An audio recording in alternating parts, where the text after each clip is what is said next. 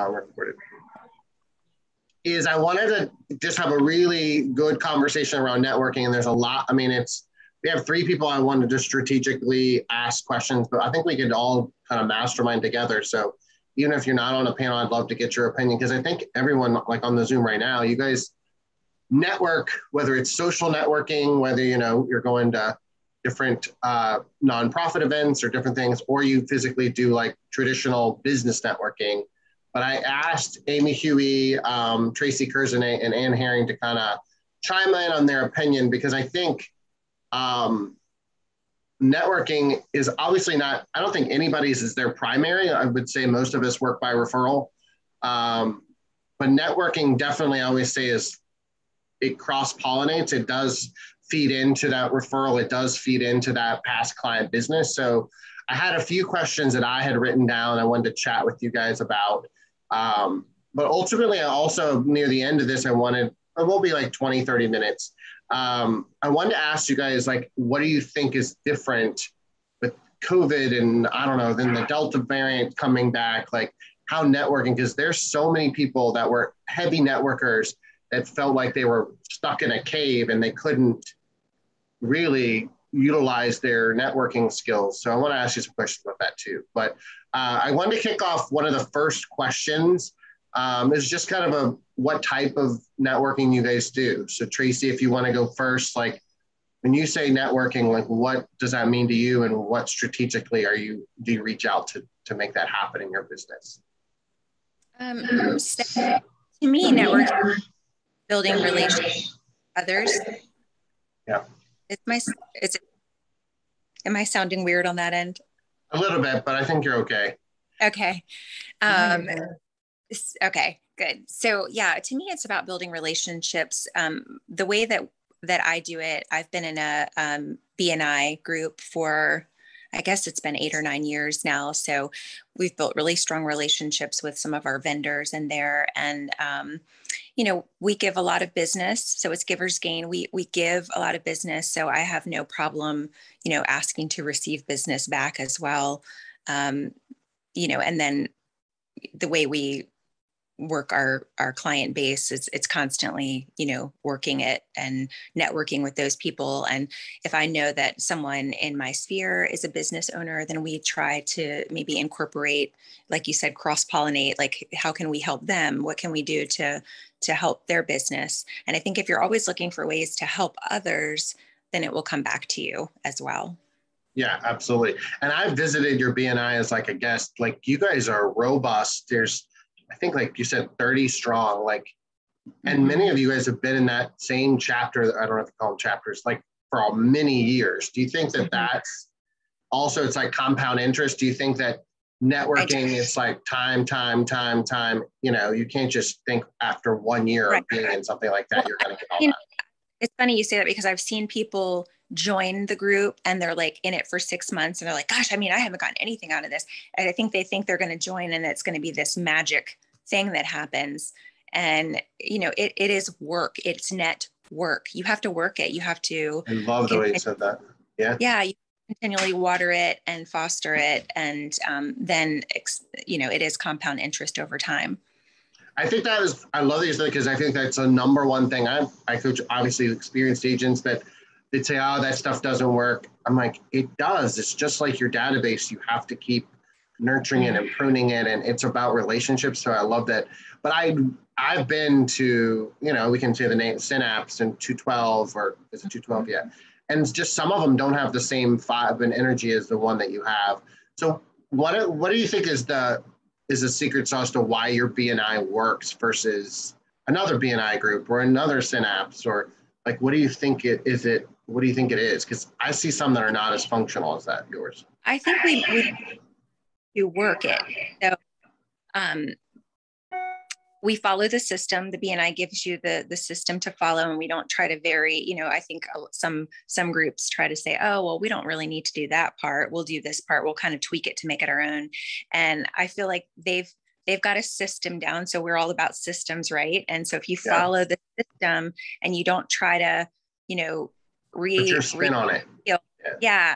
If you follow it, it's proven to work. And so we do follow it. pretty strict on following it. And I know some of the other bigger chapters in our area do the same thing. They're pretty strategic. They follow the BNI the way. And I think if you follow it instead of recreating something, and then again, work it diligently, adding people and fostering the people that are already in there with, those relationships, then I think it has no other way to be but successful. And I love that, because I feel like it also, again, the energy that I see from it is a business meeting. Like, you guys are friendly, you guys know about their spouses or their kids. Like, it's not that it's disconnected from that, but it's not chit chat. It's, I'm here. I know that it's a financial decision for us to be a relationship. Mm-hmm. It's not my girlfriends. It's not my buddies. Like, this is and I think I've experienced networking where it became this coffee talk, or it's the gossip corner, and then it doesn't ravel or end up with a business lead. It just was a fun hour of de-stressing and bitching about your life. Like, what? Well, that's what I love is they don't make any kind of bones or secret about, like, we are here to network so we can all make more money. And so I love that it's that direct, because there's, you can go to chamber meetings and you can go to Rotary and all the different things. And it's about, service, but really people join to network, And so I like, this is just very direct, which I appreciate. Like, we're all there to. You're very direct. That's how you are. Yeah. So I have one question before I hop to the next person. Do you like networking? Like, if you were not in real estate, if you were doing something else, would you be a natural networker? You're like, I wake up and I just. No, I'm an introvert. So if I didn't have to speak to people, I probably wouldn't. Yeah, which I find that a lot in just general networking. Yeah, and it's like, I'm the same way. And people are like, really? And I'm like, it's so funny. So many people that are in networking, whether it's social networking or business networking, they actually don't like it. It's exhausting to them. So. Ann Haring's shaking her head, because I had many discussions with her, but she's like, oh my God, Drew, I just did this thing and now I want to take a 3-day nap. So yeah. I just want to talk to the people I like. Yeah. And that's maybe on one hand that of people. I'm just kidding. Like. You're not kidding. No, it's just part of it. Cool. Thanks, Tracy. Well, and I did want to hop to you. Like, what type of networking do you do? And give us kind of a frame of reference about kind of what your take is on that. Well, I mean, I will say, years ago, I was in a BNI group, but it was for a different business. And it's so successful. I would love to, grab that opportunity again sometime. I know that Kim started her own, but anyway, but so my whole thing, I mean, I've done synapse. It didn't really work for me. So what I do, I mean, it's probably all social. It's all golf. It's all my neighborhood, and just getting in front of people and being a leader. And, they have Tuesday night golf. I go every week and I sit with 20 women. They have Saturday golf, all of that. The tournaments that they have, I sponsor, the tournaments. Throw money their way, whatever. And they also, everybody knows that I'm the golfer in the, you're the golfer. I mean, you're part of that community too, especially because you are entrenched in Birkdale. So. Right. Well, I mean, this is Magnolia Green is where I play golf. So, gotcha. So Birkdale club night every Wednesday night. That's how I got to learn, meet all the neighbors in Birkdale and be able to network with them. To me, that was like a networking, 2 hours. They did away with it during the COVID. They brought it back again. So Steve and I go up there again, it's 2 hours of me talking to all the neighbors and them getting to know me. Doing all that. What did you think? Like, I just started to interrupt. I wanted to ask, like, did you always do that, or did you were like, I have to do something in my business to get some leads? So you just made the decision? I guess I just kind of fell into it. And so I'll be honest, when I first joined Birkdale and I would go to that club night, I would I would text myself people's names and notes about all these people so that the next week that when I would go back, I would know them and I wouldn't, have to try to remember, because you meet so many people, you're like, okay, there's 30 people here I don't know or whatever. And, so just trying to, remember, it's kind of like looking at your Facebook page and remembering things about people so that when you do see them again, you can bring up stuff about them, make it all about them. So I go on golf trips with the women. I do both. I do it at Birkdale and I do it at Magnolia Green. And those, you connect, with one person or whatever. So again, it's, I'll be honest with you, I would rather just go somewhere with one other woman rather than 30 women. I really would, but I just do it because again, that's part of my networking, that's how I do it. We've got a bunco group, which we have not done since COVID, but I got a lot of business from it. So we talked about starting that up again in the fall. Again, I have these women that they're like, we don't even want to play bunco, but you've got to look at it as, okay, we're going to form this group and this is what we're going to do. And just stick with your plan and do it, because you see those women once a month. And, again, they remember me as a realtor. So, And so how do you bring up conversations about real estate? Do you ever need to, or is it just, so it's a little bit, it's more passive. Like Tracy talks about B&I is more direct, but you network a little bit more passively, but you still, I see your results and your pipeline, you still get a lot of leads. So how do you think they know that you're a real estate agent if you're not being direct? Everybody, they always, now when they have real estate questions, the Magnolia Green thing's only been for about a year and a half or whatever, but they're always asking me, and then they'll go, oh, Ann, I already have an agent, but I would have used you, that type of thing. But they're always asking real estate questions, if their kids buying a house somewhere else or whatever, everybody's always asking questions. So no, you don't ever have to bring it up. Most of those people all are on your Facebook. They're connected to you, like friends on Facebook with you. Exactly. So I think that's not new, maybe in the last 3 years, where if you are networking and you don't choose to just be, hey, literally do a direct ask, like, hey, who do you know wants to buy, sell, or invest in real estate? But if social media, like they're seeing that marketing, or they're seeing that it's a passive commercial that's kind of always on their face, that you're networking, having fun, learning about them, but they're learning about you business-wise through social media. So I'm really careful about on my Facebook page, my personal, I don't put my business on that because I don't want to throw it in their face. But you can, ask them to join your business page. And if they do, they do, but I think on my Instagram, it does show all my business, but I don't know. I'm not that good with social media, but so I guess they see on that. But, the comments, you never get comments on your business Facebook page, about, you're lucky you get people like Ann Mitchell to like your stuff, but she's very supportive. I love her. But anyway, I started a Bonnier book club. And so it's kind of like the same thing that she did. That's like a soft way of networking. I make sure everybody knows what I do. And I've definitely gotten a lot of business from it, but it's more organic, I think, because we do get together and drink wine. And, but that was my purpose in starting the group, was I wanted to meet women in my neighborhood as friendships, but also, hopefully to get some business and referrals from that. And it's just been really fun to watch that grow, and it has helped my business. So it's just a fun way. That's a fun way of networking. That actually does not drain me, like talking to, because those are people that I kind of choose to be in your circle. Right. Yeah. And then I do post things on my personal page. I try to do personal things about kids. So I think it's whatever that rule is, where you do 6 personal posts and then maybe 1 real estate. Cause I do want people to know what I do, but I try to be in their face constantly, but I think it's important for them to know. Yeah.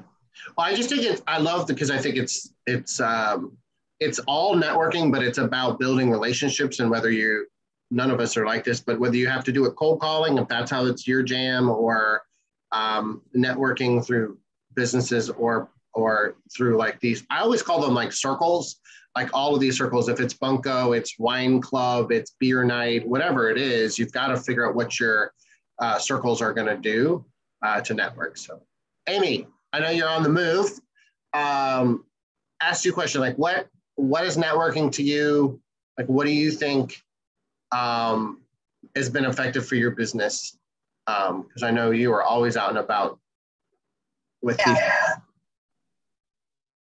So it's funny because the very first time I ever networked was at Tracy's B&I group. She needed a sub, and I went and you were her sub. Experienced it, and I was super intimidated because I was brand new to real estate, and it was so robotic, and I was like, I didn't even really fully grasp how you had to do it, but I knew that I wanted to do it. I was like, all right, this is important. I need to do it. But at the same point, I had no idea where I wanted to go. Like, I was like, do I want to do 212? Do I want to do BNI? Do I want to do Synapse? And so BNI was hard to get in. Like, it is hard. It's an exclusive club for sure. So I started sourcing other ones, and I joined Synapse, and I joined not necessarily for the actual networking, but the hub that I joined was based around dogs, and just about all of you know, I'm a crazy dog person. So immediately I realized this is not going to get me business. Synapse is really, really hard for realtors because there's so many in it. And all of a sudden you'd sit down at a table with 18 people and there'd be 3 other realtors. And so I'm not somebody that's going to stand on a table and do this song and dance so that you remember me. I just try and be authentic and share, what my passions are, why I do what I do, and try and connect with people. And I stayed in it for the nonprofit. This is my membership is up in September, and I'm not going to renew. And I think in the 5 years that I've been in it, maybe 5 transactions. I've made some amazing connections, and there are people that I have met that I'm still like helping out and do things with, but they haven't gotten me business. So in tandem, I joined 212, and I have gotten a lot of business from it because it's more business minded. More structured. Yeah. And I found a group of people that I trust. And that was the other thing is at Synapse, you might not see the same person ever again. So because what do they call them? Hub spotting or potting, or like they move them, you can go. Like, yeah. It's meant to be like saturate the market. All you want to do is go from place to place to place to place. And it for some niche businesses, it's really meant for niche businesses that need that uniqueness to spread it around to all of us. Whereas 212, it is business. I mean, I have a group that is super, sorry, Casey's passing the car. It's super concentrated, but yet casual. And I am in a group that's not as formal as like the head one, where everybody is like robotic. And we all really know and trust each other. Like everybody in the group, we want to do business with. And that's the other part about it. That was the first 212 group I was in. I didn't like the insurance guy. I was like, okay, this is not working. I don't trust these people. I don't want to send my clients to them. Mm-hmm. This is not the way to go.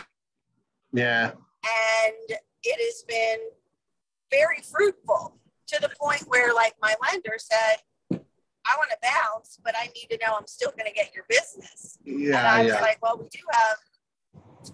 So, I mean, but I actually enjoy it. I am more extroverted than some of the ladies on this call, but I also like meeting people. I don't know a stranger.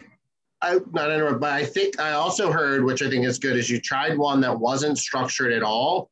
That was just kind of philanthropic, which is fine. And yet you realize very quickly, like that time spent wasn't giving you a return on that investment. So I think, we're all humans and we want to have relationships, but it is about what are you going to spend your time on to earn income, right? So I can hang out with my kids, my spouse, my wife, my friends, or if I'm going to do this networking thing. So I think the first thing I just learned, or a lesson from what you just said, was if you're going to do networking, you need to evaluate your return on your investment of time and commitment. I mean, 5 deals over that span of time, mathematically, that might not, if we broke that up per hour, you might not be happy about that hourly. No. So. Well, and I still am affiliated with the nonprofit. Sure. Oh, it may have bounced. Something that was to me.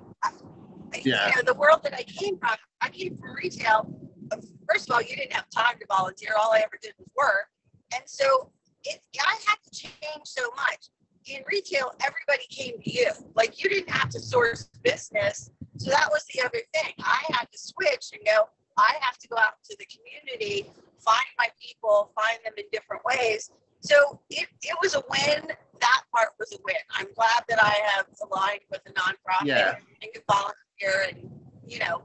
Well, it fills your bucket up. It fills, because we work so much, I think it fills that other, you know, not necessarily connected to financial benefits. So I have one more question and then we'll kind of end, but I wanted to ask you guys, you know, what do you think is the hardest part about networking? Tracy, I'll start with you and then we'll kind of end. But like, do you think there's certain things that people just don't get, that you see them doing it wrong? They're like, man, they're networking and they're not getting the results back. Like, what do you think what's the hardest part, or what do you think they're doing wrong, that if they just change that just 10 degrees to the right, they would have the, you know, results that you have? Right. What I will get into it, they don't listen to what other people need. So when I'm on a one-to-one with somebody, they're coming at me and they're telling me how I can help them, but they're not asking me any questions like how, you know, what are you looking for? So I feel like that's something that's wrong with networking, is when it's all about you. You really should be letting the other person talk more and ask good questions, and then ask another question after that. And I feel like that's probably the top thing that I see, is when, you know, people I want to take you out to lunch and get to know you better. And then they spend the whole time talking about ways that you can send them business. And it's very, very one-sided. I love that you said that, because I feel like natural salespeople realize that they have to ask good questions, but when you see forced salespeople, they are just telling you stuff. The difference between tell versus asking questions. And networking, you can spot those people very quickly. Like, they're just doing their dog and pony show, is what I call it, or they're asking you questions. You're like, I get you. Like, I love when I hear that. So yeah, I think that's probably one of the biggest networking wrongs. Like, when you truly want to build relationships, how the hell are you going to get to know someone if you don't ask them a damn question? Sorry. Right. The second one would be consistency, is not doing it often enough, consistently. Yeah. And consistent for you is every week? Every week, every Wednesday. So it's just part of your weekly schedule. It is. Consistent. It's like an A+ client. That's what I tell people when they join our group. They're like, oh, I don't know if I have time. And I'm like, if you could get 33% of your business from one client, you would make time every day to be there. And they're like, wow, yeah, I would. And I'm like, so then you need to do the same thing. This is your A client. I love the way you thought. That's a good perspective of, like, that's why you show up. It's accountability. So the last question for you, Tracy, you kind of connected that, is, do you think COVID has affected your networking ability and the results you're getting, or have you seen no change in your business because of COVID? Haven't really seen change. I'm excited to see, because I think we're all getting Zoom fatigue. So we've been Zooming for the last, gosh, I don't even know. I guess it's been over a year. 18 months. I don't even know. 7 years. It feels like forever. So I think we're all experiencing some fatigue. They sent out a survey, so we were all hopeful that we would be getting back together soon, but now everything seems to be ramping back up again. So I don't know. But you track everything. Your guys' business is not, like, overall as a chapter, your business, your volume is not going down. Like, it's still growing. We're increasing. Even in the midst of COVID with doing Zoom, even though y'all hate it. The big change we've seen is that we've lost some members. So I think because of the fatigue, people, you know, we want to feel connected, and Zoom is one way of doing it, but it's just not the same. And so although our numbers are still reflecting that we're growing, our chapter members, we are seeing some attrition this year because of it. I mean, I think that's all businesses, you know, brokerages are having challenges because of that. It's just, we are in the people business, and when you can't physically see people, that's just how it is. So, and what about you? Like, what do you think the biggest challenge in networking? I mean, you're out and about all the time. You're going to dinners. I mean, are you ever home? I don't even know. Because you're always out and about doing things. Like, what's the hardest thing if someone's going to do that type of networking? I mean, I think piggybacking on Tracy, it's consistency. You've always been very consistent at it, but what's the hardest thing for you, that a piece of advice if somebody's struggling with, hey, I want to be more involved in the community or golf or things. What do you think is the hardest thing that they have to overcome, or you've had to overcome because of that? Well, I mean, you just have to force yourself to do it, to be honest. I mean, you know, it's like, no, I don't want to go to this. I don't really feel like dealing with this. But like Tracy said, it's all about consistency. If you go to something every week, once a week, if I go to club night every week, once a week, and talk to these people, they're always going to know I'm there. And then if I'm not there, they ask where, you know, kind of like where I was or whatever. Where's Ann? Yeah, I love that. Yeah, I mean, you have to have a schedule, you have to have a plan, and you have to do it all the time. So, you know, all of those events, even if you don't want to do it, if you don't want to go to a wine dinner with 30 women, you still do it. You just, you know, have, again, like I said, I'd rather go with one other woman, but no, you have to. Well, one thing I've realized with you is you seem spontaneous. Like if I'm meeting you naturally, you seem spontaneous, but you're a very strategic person. Like you're like, I could go to 3 networking events, but I'm going to this one because I know these group of people is who I need to connect with. Mm-hmm. And you, like you said, your schedule. So it's funny, in your world, it's very structured, but it comes off as, oh, I'm just going to club night. Well, no, she's on purpose. She blocked that out on her calendar. She's going to go. So I thought, that consistent. You also have to, you know, it's like promoting these things too. You know, you promote things for your club as well. Mm-hmm. You know, send a text out. Hey, you guys, there's music tonight at Magnolia Green, let's all go up there. And so you kind of have to organize, you know, as well. Yeah. And that's communicating with your database. Those are people in your database, and you're just, I always say you're herding sheep or herding cats. Like your goal is just to keep pulling them into those networking groups because everyone's busy. So you also are, I think, are like the wrangler. Like you're the one that says, hey, get in the car, you know, come to club night, things like that. And that could be hard if you're not organized enough to, because, you know, leaving 20 minutes before the event, it's not going to cut it. You've got to think days in advance to kind of get these people to really come to these networking. Yeah. And I, you know, Steve knows that that's what he has to do. Yeah. You know, so. Well, you like, probably, I don't think Amy or Tracy bring anybody with them. Like that's probably a different dynamic, is you've got the buy-in of your partner. It's like, see, probably rolling his eyes, or is he just like, I know. But, I mean, it's even, I hate to say it, but he goes up to B-dubs and hangs out. I've gotten so much business from that B-dubs group. I mean, it's unbelievable, you guys. Hey, work it out. That's networking. Do what you got to do. Yeah. You know, 8 men, and one of them I did 4 deals with this year between him and his family. So yeah. If your spouse or partner's not getting you business, then we might have a problem.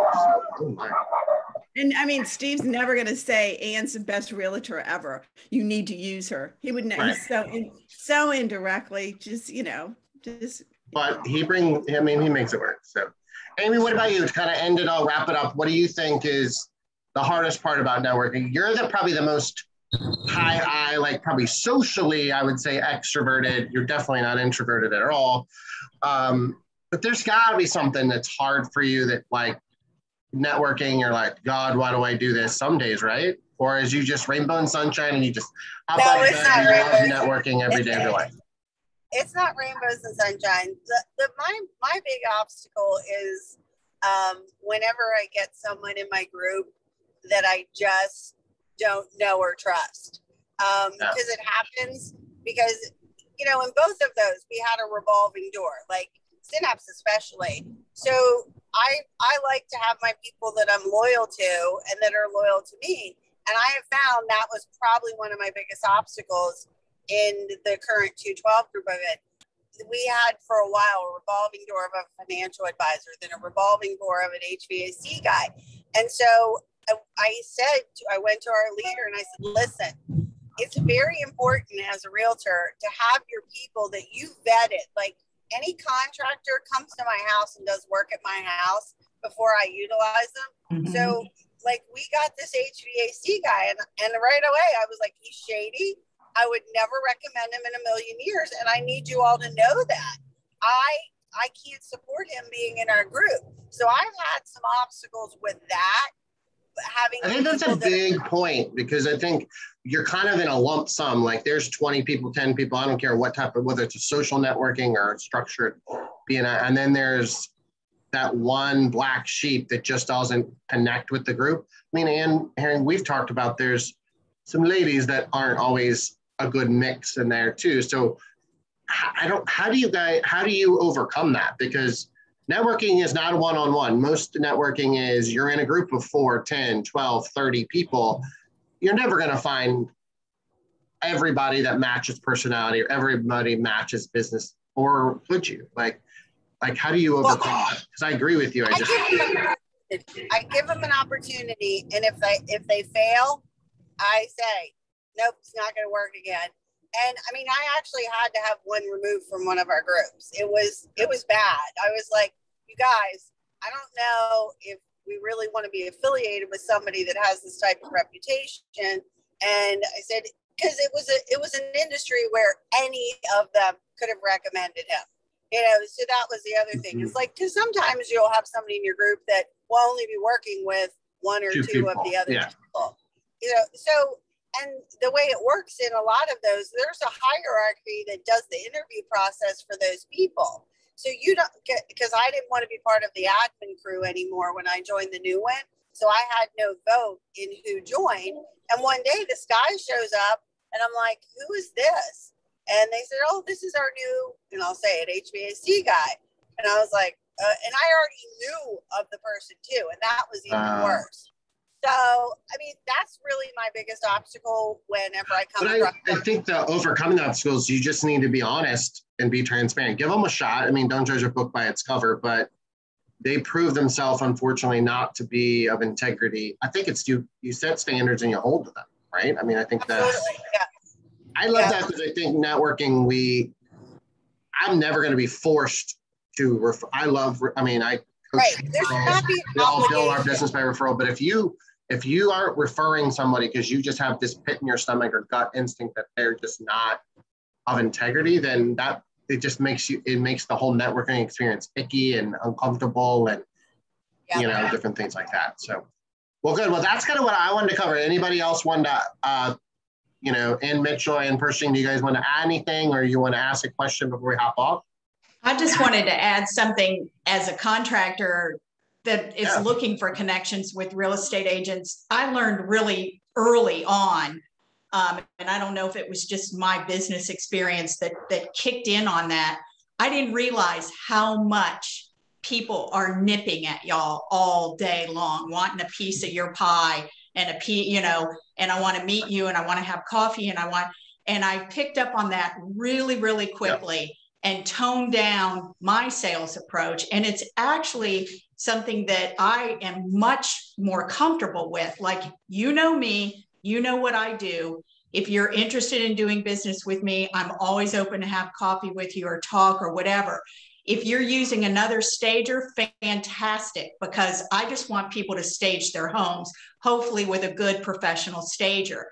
Right. And other than that, that's how I like to network. Is I'd rather get to know you and you know what I do. And so I'm always leery of the salespeople, God, give these agents a break, man. I know you're new and you're eager, but they get this all day long.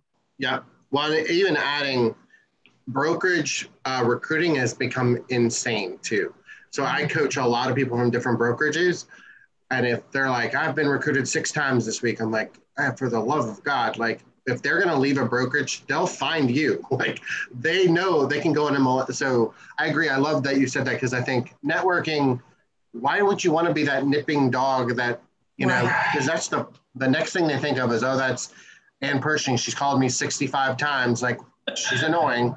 You know, I think that's a good point. I think in networking, it's consistency, but the frequency, you got to figure out, push and pull back. You can't just call and network, you know, you got to find that balance, I think. And I think some people overdo it. I think that's a good point. Yeah. And then the flip side of it was the point that Tracy brought up. I would go to these meetings and I would walk away with a calendar full of, will you come help me with my home?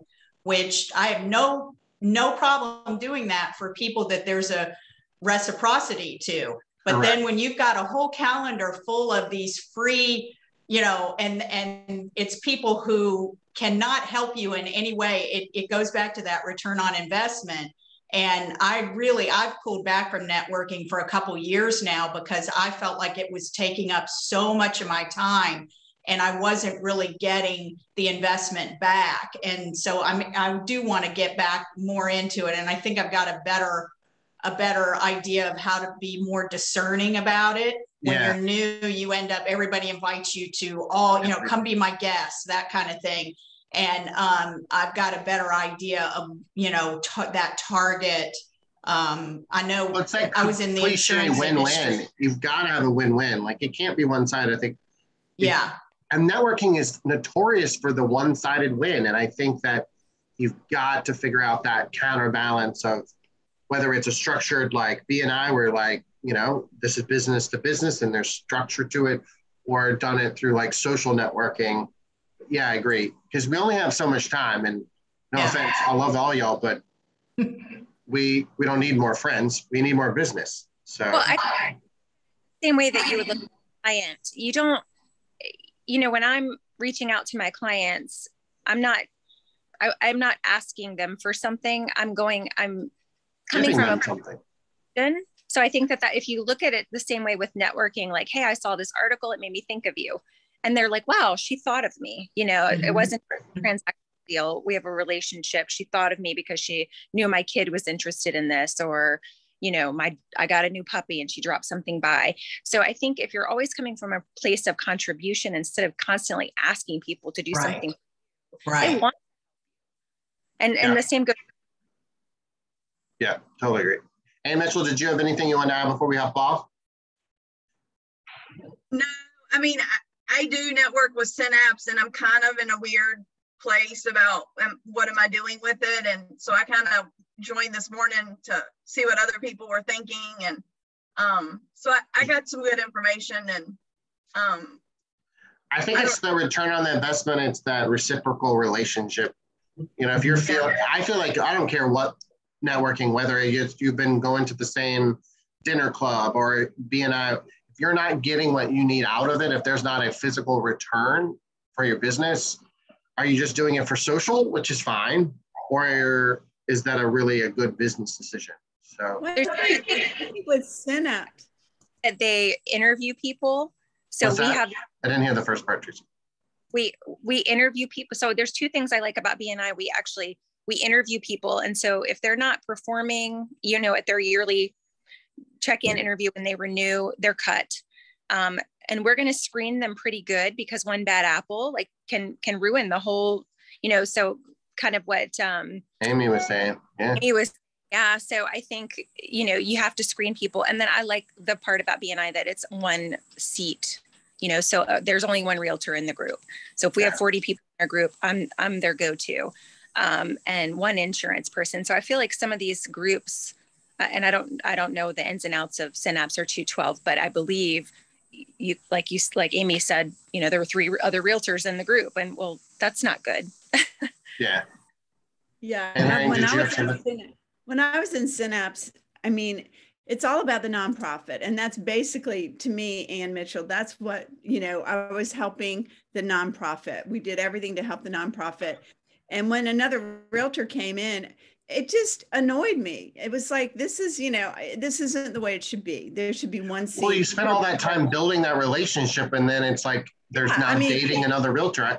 I do find that you would never want your client, a buyer or seller, to do that. You would never want them. You've worked 3, 4, 5 years in your database. You're connecting with them on so many different levels. And then you're like, here's another realtor to talk to. You would never do that in your own business. So I told that to the head of Synapse. I said, I just don't think it's fair or right. You need to have your loyalties to that one person in the group. But I mean, so I left Synapse. I still support my nonprofit, and, you know, because I don't really feel like Synapse didn't give me any business. So anyway. Well, thank you guys. I know you guys are busy. I think the biggest takeaway that I wrote down was this consistency, and you have to do it. Like, you have to like get up. It has to be intentional, because there's going to be days when you don't feel comfortable. I think Tracy said it great. She knows her statistic, 33% of her business comes from networking.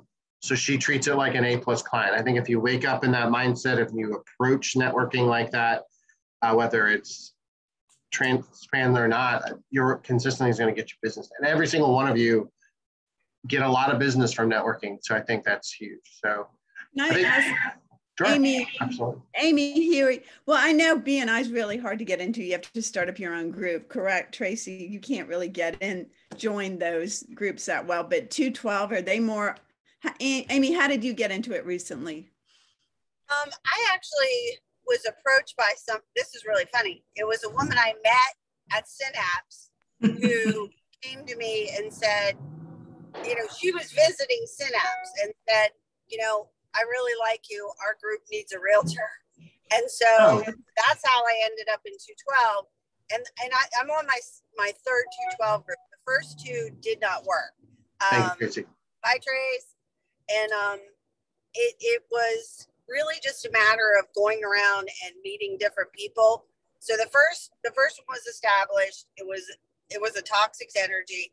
The second one I developed, and I was doing all of the work. And I went, this is not cool. I was getting so burnt out. So another group was throwing out their realtor and their lender, and they came to me and said, we're getting rid of our people. You know, they already knew me. And that's how I got in the win-win group. Like, that is the one that was finally the good fit. You know, I like all the people. And is Andy the one, the 212? Is Andy the main dude? Yes. Yeah. Yes. And I bet you a lot of people are, I mean, Tracy was talking about B&I. A lot of people are falling out of these networking groups because it's been Zoom. It might be prime for you guys to reach out to whatever networking group if you want to go into it and see if there's spots open, or if you can, because I think there may be some holes in those groups that you're not aware of, because people are just getting that Zoom fatigue. And once it turns back on and people are meeting in person, I bet there's going to be a huge rush to networking groups. I mean, in person, you're like, I need to get back into it. I think we've all missed that connection piece. I would say, you know, maybe it's next year, but if you know you want to get into networking groups, start the work now, start that conversation so you can possibly get in a spot at 212, even in 2022 or something. Because I've seen a lot of people. Kim's group is, I visited Kim's group because she wasn't feeling well, so I hopped in. They only had like 6 or 7 on her group. And I texted Tracy, and Tracy was on this call, it's fine. So there's only 6 people like that. So yours is 30 and Kim's is 6. Like, the vibe of 6 people versus the vibe of 30 people is so different. I mean, 30 people on Zoom, it takes an hour and a half. And they're rotated, and it's crazy. So I would just... Drew, I'll tell you, something we did, we had a group that we started with Pro and then went to Synapse, and we ended up just breaking off and creating our own. It's a group of entrepreneurs, and there's probably like 12 of us now, 10, 12 of us. And I love it because we don't have, like, there isn't this where we have to talk about these certain things. we talk about things that are affecting us as entrepreneurs. And I love it because I tend to get in this world of stagers and decorating and all of that. And I like to talk business. And that's been, and really be able to pour your heart out about, God, I can't find anybody, or I'm wrestling. I mean, I know at one point, one of the people was wanting to sell their business and really needed help with people that understood them personally to walk this person through. You don't want to do that. Yeah. You know, and so no, I think that's a great point. And you guys are welcome. We started doing like lunch once a month and happy hour, so we could invite guests to happy hour. So well, that's I don't know if you guys really saw, we're at the Freedom Companies, we're doing 2 masterminds a month at lunches. Yes. So we'll send an email. Actually, I was just talking to Denise. We've already chosen all for the next 3 months, like the date and the restaurants. And it's 6 people. We're just going to put sign up if you can come, pay for your own food, but it's a networking opportunity. I think number one, be able to join vendors or agents, join and sign up for that. But I encourage you guys, like, if you're not in a structured event, make it happen. Like, get 5 or 6 realtors together, get some end vendors together. Like, you got to eat anyway. Why not eat with people that are going to grow your brain, grow your mind, grow your business, and give you some referrals? So I think what's so cool about this too is the way it circulates. Like, I just found out that Tracy is the real estate agent of one of my best friends. And so has helped her buy and sell numerous houses. And so I'm just so happy to connect with her on a personal level because we know the same person. Yeah. Yeah. Love it. Awesome. Well, thank you guys for your time. I know you guys are busy. I think networking is underutilized by so many businesses. I don't care if you're a realtor or whatever vendor or business you have, but it's like part art and part science. It's like you have to find a rhythm. And I think some people give up.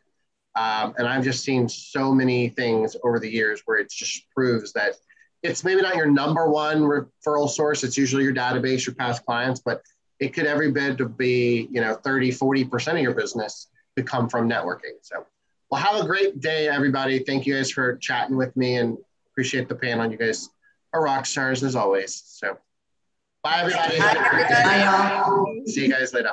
Bye.